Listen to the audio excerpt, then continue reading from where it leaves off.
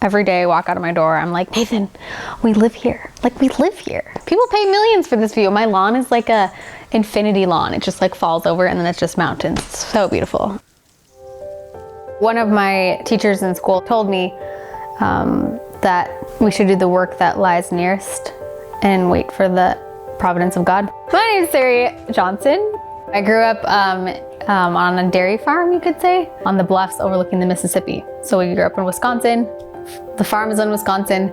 I spent 4 hours a day on the family farm doing chores and running around barefoot in the cornfields. I told myself I wanted to go to an academy because the rest of my family went to academy. I just thought it was the thing that we did.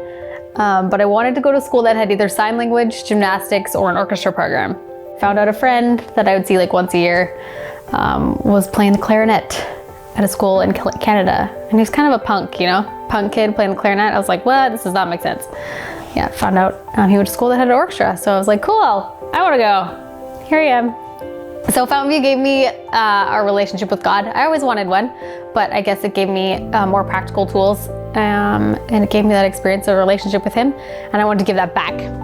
So yeah, when they asked me after I graduated, yeah, I said yes, and I'm still here. I love it. I love the lifestyle. I love the people. I love the community. I love the opportunity. I met Nathan Johnson at here at Fountainview, and we met a long time ago, and weren't interested in each other, but it was after working together a lot on projects that I finally realized this guy's like the least annoying person I know, and he's actually really fun to be around, and I don't get stressed and all those things that actually matter, I felt like, in the long run. The rest is history. We're just like everyday. We're the everyday kind of people. One of my teachers in school told me that we should do the work that lies nearest and wait for the providence of God. Yeah, it made sense to me. Well, Girl Storm, this is Ceri.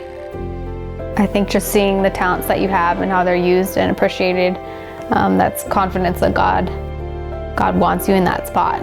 And if He wants you somewhere else, He'll make it clear. Nothing is the same in the dorm, and that's what I love about my job. Every day is completely different and very personal. I think the coolest part about dating is realizing that the times that you try to impact someone, you don't impact them. But the times that you don't try, you do impact them. And so getting messages later about how I really helped someone at a time that they needed it, and I remember that time, but I did not think I was helping them whatsoever. I think that's really impacted me and makes me love my job, because I realize that God's using me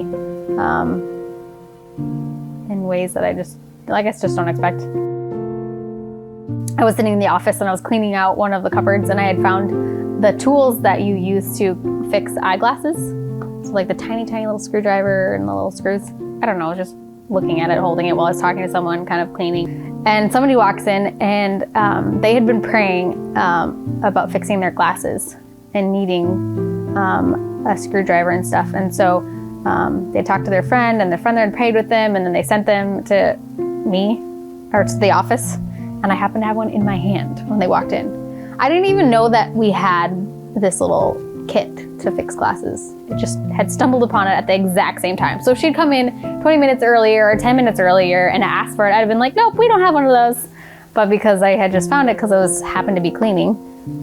Yeah, so little things like that are really fun. I mean, everyone has those experiences, but I think living in a dorm, I get to see more of them. So it's maybe not like a sign written in the sky or something massive that God's like, God wants me here. It's more the little things.